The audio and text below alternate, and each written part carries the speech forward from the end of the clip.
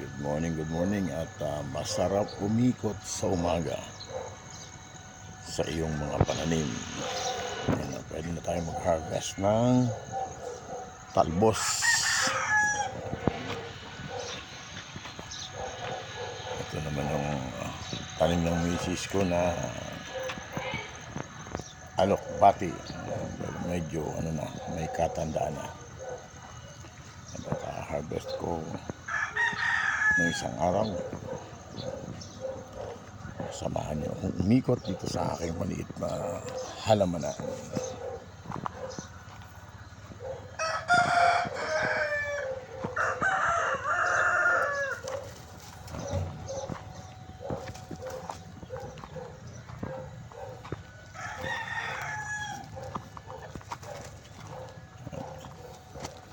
Ito nung nabili ko rambutan, pero ako'y nagdududa sa puno kasi kasing dahon siya ng kakao. Ayan. Malago siya, nag-ano siya, minsan nawawala yung kanyang dahon. Ito yung mga bagong transplant natin na ampalaya at saka kalabasa. Yun, hanggang doon. Yung mga ating kalamansi. Ayan yung mga nakatanim sa mineral water na para hindi sayang. Yung mga papaya medyo okay na. Ito po ay sigarilyas. Ayan po yung sigarilyas.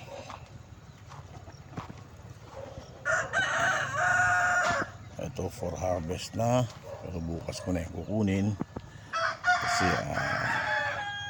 tayo ay patutungo ng Manila.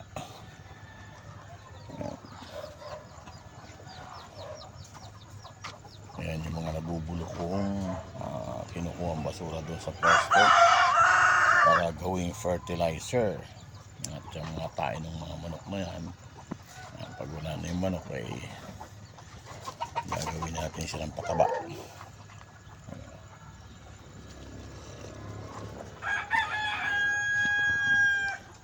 Mas may sakit siya na ayan.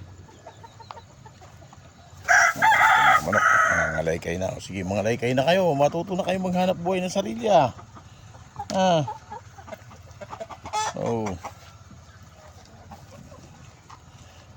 ito naman yung aking mga lemongrass. Yan. Yan ating mga lemongrass. Dito sa banda rito.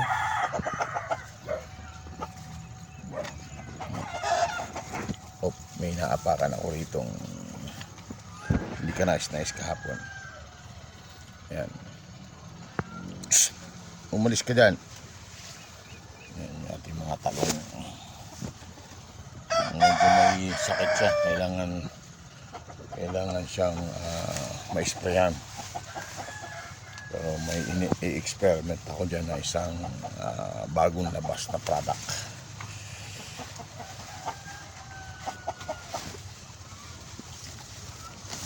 Ito ang tinanim ko tuluya. Pero iba ang tumubo. Uy, naubos yung tubig. Why? Ba't naubos yung tubig oh? Wala na ng water. Nako, hindi kaya ayun, naglilimlim sila. Hindi ko sure kung mapipisat kasi kinakain ng daga. Ayan. Okay. At ito ay puno ng lunggan. Ayan, pero ang alam ko ito ay rambutan rambutan. Ito naman yung ating mga ampalaya, medyo may edad na siya. At ito naman yung mga gabi na nagkakalaman po yan. Malaki Ano yung aking malunggay mula nung bumagyo ay palitan na ng puno. Ito yung ating, kasi may tubig rito, dito yung labahan yan, kaya dito ako nagtanim ng mga alokbate. Ayan na po siya, alokbate. Ready for harvest. Diba? Ayan yung aking mga kamuting kahoy. Ayan, kamuting kahoy. Tingnan natin kung may mga itlog dyan ng manok na Sir Nasser, kinakain ng daga.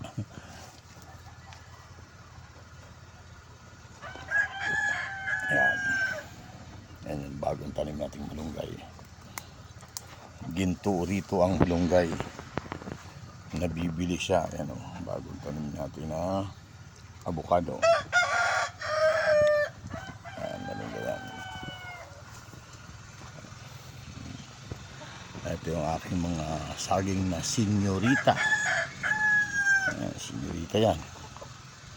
At dito naman ako nagdi-decompose ng aking mga basura. Ayan.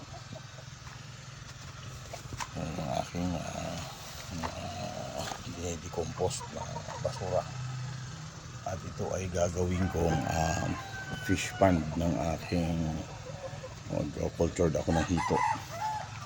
Tatry natin mag-culture ng hito kung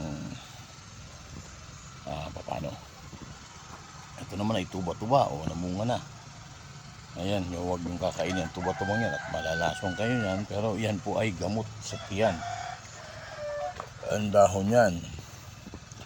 At ito naman yung aking mga, ang tawagin dito, dipig. In Tagalog, saba. Ayan, at habang tayo nagkakape, ayan, umiikot tayo rito sa aking maliit na halamanan.